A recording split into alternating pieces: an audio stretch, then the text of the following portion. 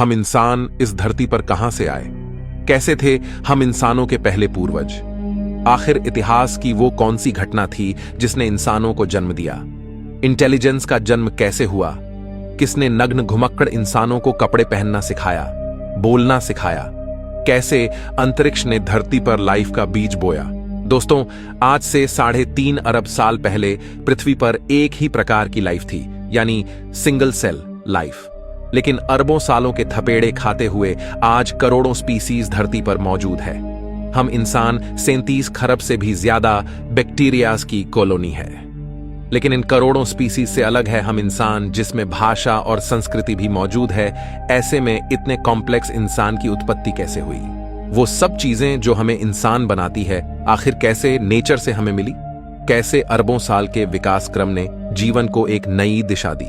चलिए जानते हैं आज के इस एपिसोड में। हमारी पृथ्वी पर 3.5 अरब साल पहले रहस्यमय ढंग से लाइफ पैदा हुई।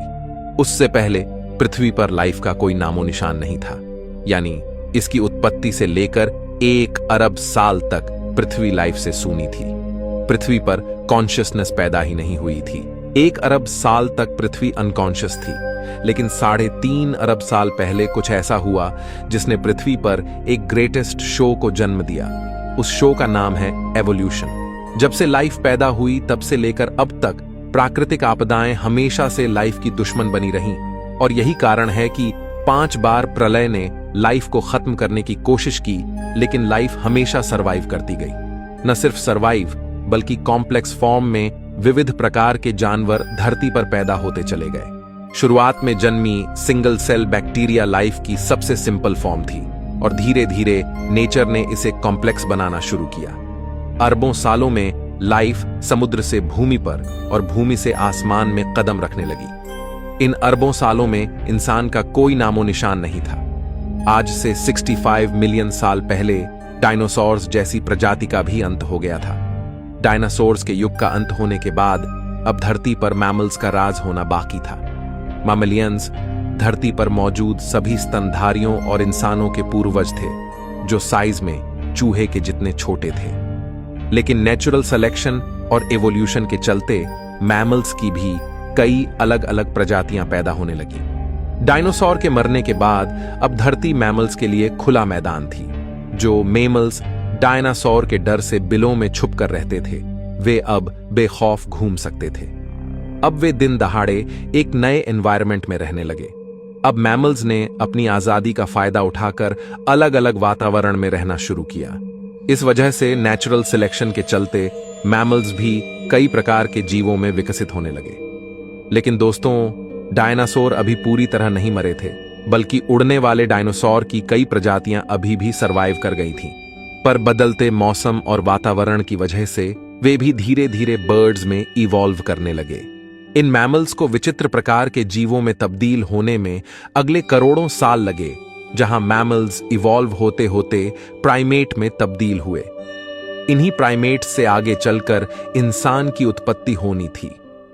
आमतौर पर हम प्राकृतिक घटनाओं से डरते हैं, लेकिन आज से 70 लाख साल पहले एक ऐसी प्राकृतिक घटना हुई जिसके लिए हम प्रकृति के शुक्रगुजार हैं, क्योंकि आइस एज की उस घटना ने इन प्राइमेट को मजबूर किया अपने पैरों पर खड़े होने के लिए। यह पहला कदम था इंसान की उत्पत्ति की ओर।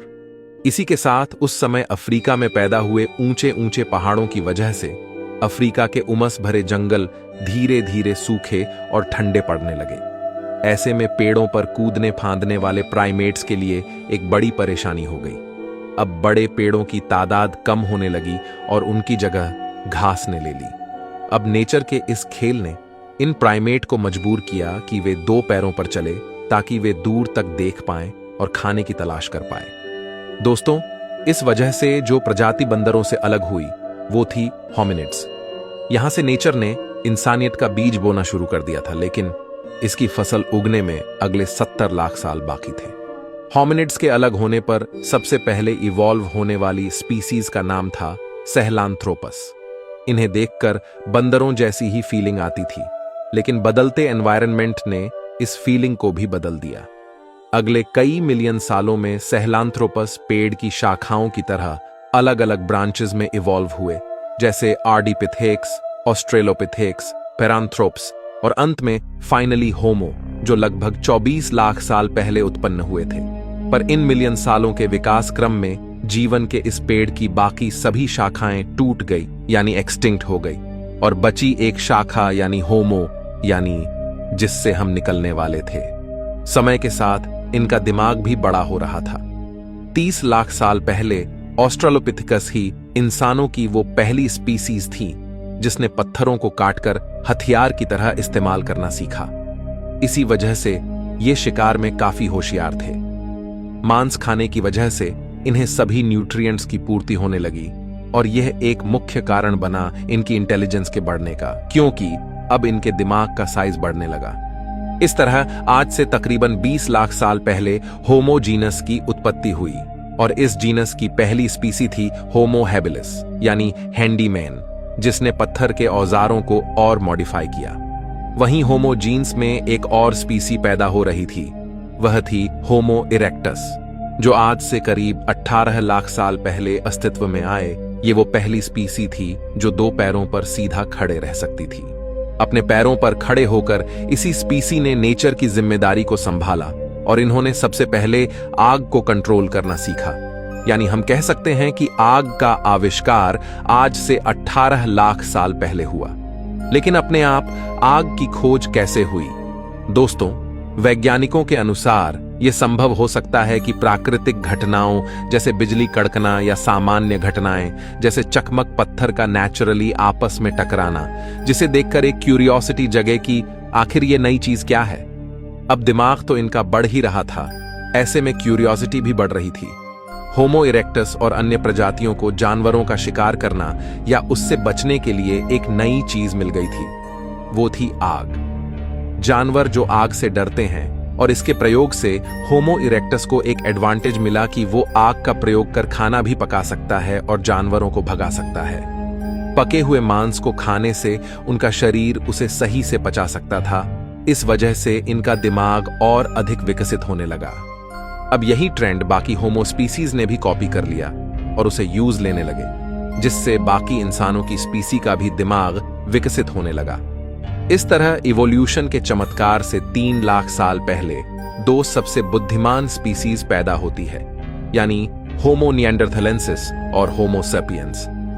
आज से 1 लाख साल पहले इस समय इंसानों की स्पीसीज ने एक बड़ा फैसला लिया। ये अब तक साउथ अफ्रीका में मौजूद थे। ये वहां से माइग्रेट कर धरती के अलग अलग इलाकों पर जाकर बसने लगे। नए इलाकों में जाने पर इनके सामने नए चैलेंजेस आए, नई क्लाइमेट कंडीशन और खुखार जानवर। अब अपने सर्वाइवल के लिए इन्होंने दिमाग लगाया और नए विकसित हथियार तैयार किए। अब इन हथियारों की वजह से ये शिकार को काट सकते थे और दूर दूर तक ले जा सकते थे। इस समय कुछ और नए चैलेंजेस सामने आते हैं, जैसे हिरन जैसे जीवों का शिकार करना, जिसके लिए एक साथ मिलकर काम करने की जरूरत थी। और इस तरह टीम वर्क में काम करने के लिए एक नए आविष्कार की जरूरत थी, वो थी भाषा। एक दूसरे से कम्युनिकेट करना, और यह भाषा की शुरुआत हुई इशारों से, अलग अलग सिग्नेचर से। यह भाषा की शुरुआत थी जिसे प्रोटो लैंग्वेज कहा जाता है। अब लैंग्वेज जैसी एक नई चीज आने से इन ह्यूमंस ने उसका खूब प्रयोग करना शुरू किया। वहीं लैंग्वेज के और कॉम्प्लेक्स बनने का कारण था ह्यूमंस के बीच इंटरेक्शन, आपस में होने वाले कॉम्प्लेक्स इंटरेक्शन और डिटेल में चीजों को एक्सप्लेन करने के लिए धीरे धीरे लैंग्वेज इवॉल्व होने लगी। अब इंसान की शरीर की ऊर्जा दिमाग पर अधिक खर्च होने लगी, जिससे इवोल्यूशन दिमाग का हुआ। लैंग्वेज की वजह से ब्रेन के कॉग्निटिव पार्ट ने ग्रो किया। दोस्तों, हो सकता है कि लैंग्वेज की वजह से चुगली करने का आविष्कार भी फीमेल्स ने उसी समय किया होगा। लेकिन दोस्तों, अब तक जो ह्यूमन स्पीसीज नग्न घूमती थीं, आखिर ऐसा क्या हुआ जिस वजह से उन्होंने कपड़े पहनना सीखा? वैज्ञानिकों के अनुसार हमारे प्राचीन इंसानी पूर्वजों के शरीर पर बाल अधिक हुआ करते थे, लेकिन धीरे धीरे उनके फर लूज होने लगे। अब क्लाइमेट चेंज होने की वजह से और माइग्रेशन के कारण ठंडे इलाकों में रहने की वजह से इंसानों ने अपने स्टोन टूल्स का प्रयोग करके, वैज्ञानिकों के अनुसार आज से 1,70,000 साल पहले इंसानों ने कपड़ों का आविष्कार किया। अब इंसानों की स्पीसीज में होमो निएंडरथेल्स और होमो सेपियंस ही बची थीं और वे आइस एज के बर्फीले युग से गुजर रही थीं। और फ्रेंड्स, इस तरह लगातार डेवलप होते होते आज से 30,000 साल पहले होमो सेपियंस और होमो निएंडरथल्स में से एक ही स्पीसीज सरवाइव कर पाई। वो थी हम इंसान, यानी होमो सेपियंस। और वैज्ञानिक पूरी तरह से नहीं जानते कि आखिर क्यों और कैसे होमो निएंडरथालेंसिस विलुप्त हुए। इस वक्त तक आइस एज का युग जारी था, जो आज से 10,000 साल पहले जाके खत्म हुआ। लेकिन मॉडर्न ह्यूमंस किसी तरह हिम युग की कड़कती ठंड को सरवाइव कर गए। पर इधर उधर घूमते रहने की वजह से अब उनके लिए खाने की समस्या होने लगी। इसलिए आज से 10,000 साल पहले एग्रीकल्चर यानी खेती की शुरुआत हुई और अब ह्यूमंस के पास अपनी जिंदगी में काफी फ्री टाइम मिलने लगा, क्योंकि उनकी बेसिक नीड पूरी होने लगी। फिर खाली दिमाग बना शैतान का घर, और हमारे शैतानी दिमाग ने खाली टाइम में कई चीजों का आविष्कार किया, जैसे कि खाने को स्टोर करने के लिए गड्ढे बनाए, जिसके लिए स्पिनिंग व्हील बनाया गया। अब इंसानों के पास रात में खाली टाइम मिलता था, जहां वो अपनी वाइफ या गर्लफ्रेंड से लड़ने के बाद रात के आसमान को निहारने लगे। और आज से 2,500 साल पहले एस्ट्रोनॉमी का विकास हुआ। इस तरह लिखना, चित्रकारी करना, फेस्टिवल्स और फन लविंग लाइफ जीते जीते पिछले 5,000 साल में हम मॉडर्न ह्यूमंस आज इस टेक्नोलॉजी के जमाने में आ चुके हैं। लेकिन दोस्तों, इवोल्यूशन अभी रुका नहीं है, बल्कि इवोल्यूशन हमेशा चलता है। आज भी हम इंसान इवॉल्व हो रहे हैं। जैसे नाखून बढ़ते हुए हमें दिखाई नहीं देता, लेकिन लंबे समय बाद वह काफी बड़ा हो जाता है। इस तरह इवोल्यूशन की प्रक्रिया काफी धीरे होती है और आगे आने वाले मिलियन सालों में न जाने हम इंसान किस रूप में बदल जाए। आज हम ऐसी कई परिस्थितियों से गुजर रहे हैं जो हमें लगातार शेप कर रही हैं। जिस तरह भूतकाल में हम इंसानों की कई विचित्र प्रजातियां थीं, उसी तरह हो सकता है हम इंसानों की और भी कई विचित्र प्रजातियां पैदा हो जाएं। आज हम जीवन के लंबे इतिहास को जानते हैं कि किस तरह जीवों का विकास हुआ, लेकिन एक सवाल अभी भी वैज्ञानिकों को परेशान करता कि आखिर लाइफ की शुरुआत कैसे हुई, किसने पृथ्वी के गर्भ में लाइफ का बीज बोया। यह एक बहुत बड़ा रहस्य है। लेकिन कुछ वैज्ञानिकों के अनुसार 4 अरब साल पहले लाखों एस्टेरॉयड की वर्षा में उन्हीं एस्टेरॉयड्स के साथ एमिनो एसिड मॉलिक्यूल्स के रूप में लाइफ भी अपने सूक्ष्म रूप में पृथ्वी पर आई। लेकिन अगर यह सच है तो यह सवाल उठता है कि हमारी जैसे ही लाइफ किसी अन्य ग्रह पर भी इन्हीं एमिनो एसिड मॉलिक्यूल्स से क्यों नहीं आ सकती। आखिर आज पृथ्वी पर ही इंसान क्यों है? अन्य ग्रहों पर हमें कोई लाइफ क्यों नहीं मिली? इस बारे में आप क्या सोचते हैं? कमेंट में हमें जरूर बताइए। मैं मिलता हूं आपसे किसी अगले वीडियो में। तब तक के लिए ब्रह्मांड में घूमते रहिए।